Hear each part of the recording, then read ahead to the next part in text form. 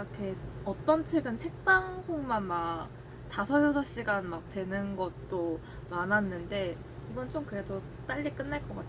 내가 지금 그리고 책방송 할 수 있는 게 이 협상이 즐겁다밖에 없네. 다른 건 다 했네. 정리해놨던 건 다 했어. 협상이 즐겁다. 케빈 케네디가 지은 책이고, 나 22년 8월에 읽었네. 근데 막 그때 이런 철학이나 심리학이나 그런 관련된 책을 좀 많이 읽을 때였긴 했어. 내가 아까 전에 그 플러나리아라는 그 기억 그것도 베르나르 베르베르가 아니고 이런 협상 관련된 책이었는데 그거는 되게 생각에 남았거든. 그 기억이 뇌 속에 저장되는 게 아니고 다시 그걸 막 검색해보면은 뭐 세포 어디 뭐 이렇게 이거저거 막 많이 나오더라고. 근데 이런 다른 책에선가 갖고 그 베르나르 베르베르 건가? 막서 막 그거에 관련된 걸 써야겠다 했는데 그 책 제목이 생각이 안 나가지고 그거 되게 한참 찾았었거든. 결국에 막 이렇게 찾다 보니까 베르나르 베르베르의 죽음이라는 걸 알고 이제 그렇게 한 거긴 한데 어쨌든 이거는 오늘 할 건 협상이 즐겁다 케빈 케네디. 10페이지. 협상은 상대방이 거부하지 않을 최종 결과를 탐색해가는 과정인 동시에 어떻게 해서든 거부하지 않도록 조정하는 작업이다. 다시 말해 자신이 원하는 것을 상대에게서 받고 상대가 원하는 것을 주는 것이다. 하지만 한쪽이 얻은 만큼 다른 쪽이 잃는 단순한 공식이 성립되지는 않는다. 협상의 목표는 승리하는 것이 아니라 성공하는 것이기 때문이다. 승리가 아닌 성공을 하면 모두 승자가 될 수 있다. 약간 그 초반에 딱 협상이라는 거에 대해서 작가가 생각하는 그런 게 딱 드러난다 그래야 되나? 협상이란 건 상대방이 거부하지 않을 최종 결과를 탐색해가는 과정인 동시에 어떻게 해서든지 거부하지 않도록 내가 조정을 하는 그런 작업이래. 64페이지. 불평, 불만이 많은 사람들에게는 공통적인 특징이 있다. 즉, 중요하지 않은 일은 아주 잘할 준비가 되어 있는데 정작 중요한 일은 잘할 능력이 없다는 사실이다. 사람들은 누구나 예외 없이 불평하는 데는 선수이다. 특히 본인에게 불공평하다는 기미가 아주 조금이라도 느껴질 땐 더욱 그러하다. 그런데 어리석게도 불만스러운 상황을 시정하는 데는 아무런 생각이 없다. 모든 사람들이 불평하기를 좋아하기 때문에 불평거리가 있을 때 다음을 떠올릴 필요가 있다. 언제까지 불평만 하고 있을 것인가? 협상을 하여 빨리 해결책을 찾아라. 어떤 일을 두고 상대방의 잘잘못을 따져봤자 아무 소용이 없다. 보다 중요한 것은 여러분이 더 이상 손해를 보지 않도록 빨리 다른 방법을 강구해야 한다는 사실이다. 불만이 있다고?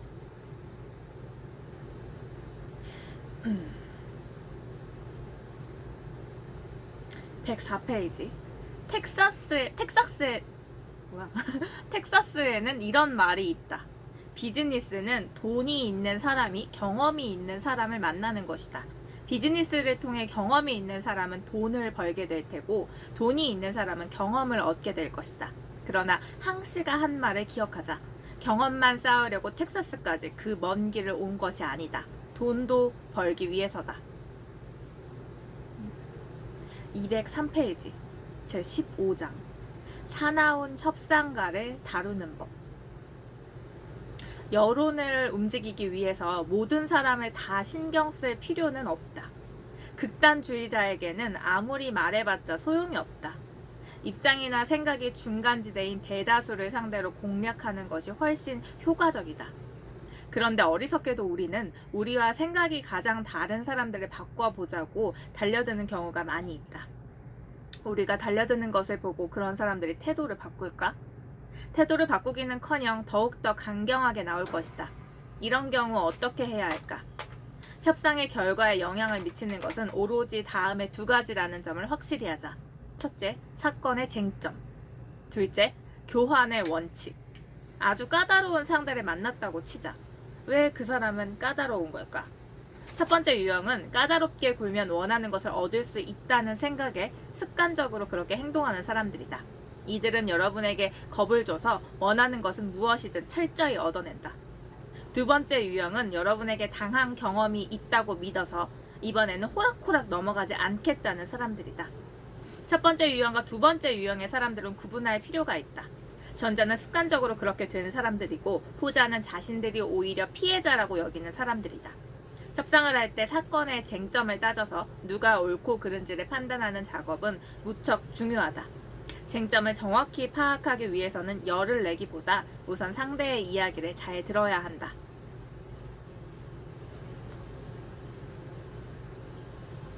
246페이지.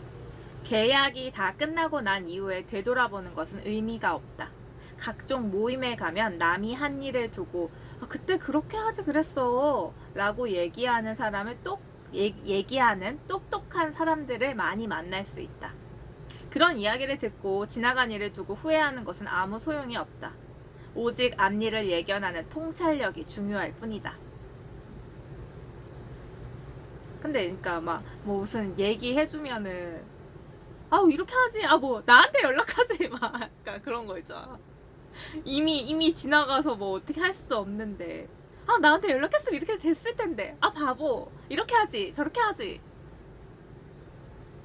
근데 아무 소용이 없는 297페이지.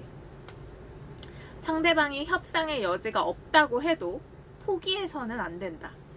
여러 가지 정황을 살펴서 상대방이 절대로 양보할 수 없는 것이 무엇인지 그걸 파악해야 한다. 그리고 협상을 어떻게 진행할지 결정해야 한다. 협상하여 원칙을 바꿀 수 없다면 원칙을 적용하는 구체적인 방법을 협상하여 바꾸라. 민감한 사안은 잠시 접어두었다가 다른 문제를 먼저 협상하여 진전을 이룬 뒤에 따져보는 것도 좋은 방법이다. 301페이지. 상대방에게서 제안을 받기 전에 스스로 양보해서 제안을 바꿔주는 것은 바보 같은 짓이다. 이게 301페이지 이거 책이 조금 살짝 기억이 나는데 뭐 어떤 사람이 자기가 그러니까 잘못을 안 하고 어떤 사람한테 돈을 받아내야 돼. 그 사람이 잘못을 해가지고. 근데 내가 이렇게 해가지고 이게 외국 책이거든. 이렇게 해서 이렇게 얼마를 주십시오. 이렇게 그걸 청구를 했는데 응답이 없어. 내가 예를 들어 내가 받아야 되는 건 100만 원인데 내가 받아야 되는 거는 100만 원인데 100만 원 주세요. 이렇게 청구를 하니까 대답이 없어. 100만 원 너무 약간 갑자기 달러 그럼 너무 많나? 다시 편지를 써. 이래저래 해가지고 제가 그러면 80만 원에 합의 받을 테니까 80만 원 주세요. 또 대답이 없어. 혼자 막 생각하다가 50만 원. 더 이상은 안 돼요. 근데 상대방은 어떤 대답도 하지 않았는데 자기가 먼저 이렇게 막 그런 걸 깎아주는 거야. 너무 많나? 더 이상은 안 돼. 이러면서 50만 원 약간 이런 식으로. 근데 여기 이 사람이 얘기한 거, 그러니까 상대방한테서 어떤 그런 제안을 받기 전에 내가 먼저 양보해가지고 막 그렇게 가격을 디스카운트 하지 말라는?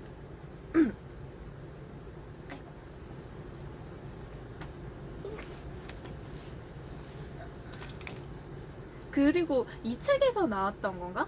그때 이 책인가 이런 비슷한 책을 많이 읽어서 이건 한번 얘기했던 적이 있었는데 당근 같은 데나 중고 사이트 같은 데 뭐 내고 가능함 이런 것도 쓰는 거 되게 바보 같은 짓이라고. 일단 내고 가능하다고 써놨으면 당연히 그 값에 살 생각을 안 해. 소비자는 내고가 가능하다니까 당연히 깎아준다는 얘기니까. 그래서 그렇게 내고 가능하면 그거를 적는 것은 멍청한 짓이래. 내고에서 얼마나 깎았냐고? 아니 근데 내고 안 됨 이렇게 적어놓은 사람들도 있잖아. 근데 그 사람한테 이제 조심스럽게 만약에 10,000원 이렇게 올려놨으면 8,000원엔 안 될까요? 약간 보통 근데 해주긴 하던데. 안 된다고 하는 사람한테 근데 약간 좀 조심스럽긴 하지. 근데 올려놓은 가격이 진짜 싸면 그냥 나도 안 깎고 하는데 이건 약간 좀 깎아 한번 던져볼까? 약간 그러면 뭐 제가 2개 살 테니까 뭐 2,000원 깎아주세요. 약간 이런 식으로 하지. 그래서 나는 보통 다 깎아주셨어. 나도 약간 보고 막 터무니없이 막 깎는 거 아니고 막 그렇게 뭐 한 10% 정도 깎으려고 하면은 그냥 받아주는 것 같아. 내가 아예 이거 미만으로는 안 팔아. 약간 이런 거는 이거는 가격이 안 된다. 이렇게 하는 가격을 다 깎아줄 수 없다 하는데 난 뭐 깎아줄 수 있는 거는 깎아주지. 329페이지. 특정한 입장을 취하지 않고 협상을 하는 것은 불가능하다. 입장이란 우리가 원하는 대상이고 이해관계란 우리가 원하는 이유이다. 이 두 가지는 뗄래야 뗄 수 없는 불가분의 관계이다. 각자의 입장을 무시하고서 이해관계를 따질 수 있다고 생각한다면 오산이다. 왜냐하면 이해관계와 입장은 아주 긴밀한 관계로 따로 존재할 수 없기 때문이다. 그러므로 항상 이해관계와 입장을 함께 따져봐야 한다. 331페이지. 쟁점과 입장. 블루베리님 별풍선 50개 감사합니다. 그림 언니 언니는 화장품 뭐 써요? 블루베리 50개 고마워. 화장품 기초? 기초 지금 약간 나는 지금 샘플 같은 거 많이 쓰는데 토너가 그 스킨 패드 있잖아. 그냥 화장솜에 스킨이 적셔 있는 거. 어디 거지? 이름을 까먹었어. 엄마가 준 거 그거랑 얼굴에다 바르는 크림은 지금 샘플 쓰고 있어. 샘플. 근데 요즘에 엄마랑 언니, 나는 약간 좀 아무거나 발라도 막 그냥 아무거나 바르고 약간 그러는데 엄마랑 언니가 좀 약간 그런 피부 같은데 신경 쓰고 이거 좋다 이거 좋다 그래서 엄마랑 언니가 쓰는 거 보면은 다 제품들이 좋더라고. 엄마랑 언니가 요즘에 쓰는 기초가 티르티르인데 이제 엄마 집이나 이렇게 가서 발라보니까 좋더라고. 내가 쓰는 건 나 그냥 아무나 쓰고 지금은 샘플 있는 거 쓰고 있고. 막 수분크림이나 그런 거 키엘이나 베네디트 맞나 이름이? 그거 수분크림도 유명하잖아. 거기 것도 썼었고 근데 괜찮았어. 그리고 닥터제의 스네일 크림 예전에 되게 좋았는데 리뉴얼 되면서 조금씩 오히려 처음에 썼을 때가 더 좋다고 엄마가 막 그러더라고. 거기 건 좀 약간 저렴한데 괜찮은? 제빙기 샀어. 그게 제빙기 소리야. 이제 책 이 마지막으로 적었어. 331페이지. 이제 끝나. 이제 적어둔 게 없어. 331페이지. 24장. 쟁점과 입장을 구분하는 법. 원칙을 넘어서야 할 때도 있다. 협상하는 양측이 구체적이고 긴급한 쟁점을 해결하기 위해서는 원칙을 뒷전으로 밀어야 할 때도 있다는 점을 알려준다. 이스라엘의 종교 그룹과 비종교 그룹은 생활 양식, 문화 등 모든 면에서 엄청난 차이를 보인다. 상충하는 이해관계를 너무 따지다 보면 폭력을 동반하는 대결 구도로 갈 수밖에 없다. 쟁점을 협상하는 것은 당장 그 자리에서 가능하지만 서로 다른 원칙을 협상하는 것은 쉽게 결론이 나지 않는다. 어느 한쪽도 자신들의 원칙을 포기하려 하지 않기 때문에 쟁점에 우선적으로 초점을 맞춰야 한다. 어느 한쪽에게 원칙이나 믿음을 포기하고 다른 한쪽을 따르라고 요구하는 것은 혼란으로 가는 지름길이다. 이스라엘의 경우 원칙에 호소하는 것보다 구체적인 쟁점과 입장의 타협을 보는 것이 훨씬 생산적이다. 원칙은 협상할 수 없어도 원칙을 적용하는 방법은 협상할 수 있지 않은가. 언젠가 세르비아 몬테네그로의 한 외교관이 필자에게 한 말이 아직도 잊혀지지 않는다. 때로는 원칙을 넘어서야 할 때도 있다. 협상이 이해관계의 차이로 지지부진할 때는 여러분이 가능한 다른 입장을 고려해보는 것도 방법이다. 당신의 입장만을 고수하여 협상이 제자리 걸음일 때는 본인의 이해관계를 따지는 것을 잠시 잊고 상대방의 이해관계를 따져보는 작업이 필요하다. 내 이해관계를 따지는 걸 잠깐 멈추고 얘 입장에서의 이해관계는 어떻게 되는 건가? 얘 입장에서의 그런 얘가 지금 갈등하는 거는 뭔가? 이런 거에 대해서 생각해 보는 것도 방법이네. 물론 입장은 전적으로 무시한 채 항상 이해관계만을 따져보라거나 반대로 이해관계는 무시한 채 항상 입장만을 고려하라는 말은 아니다. 쟁점을 두고 협상을 하는 것은 여러분이 이익을 얻기 위해서이다. 협상하는 과정에서 언제 이해관계를 더 따질 것인지 아니면 언제 입장에 더 충실할 것인지 여기에 정해진 원칙이 있는 것은 아니다. 이는 전술상의 문제로 이해하면 된다. 융통성 없이 이익과 쟁점을 무조건적으로 고수해서는 안 된다. 실용성을 가미한다면 딱딱하기 그지없는 협상의 여유가 생길 것이다. 상황을 보아가며 협상 방법을 맞춰야지 모든 상황에 무조건 한 가지 방법을 적용하는 것은 바람직하지 않다. 책 방송 끝.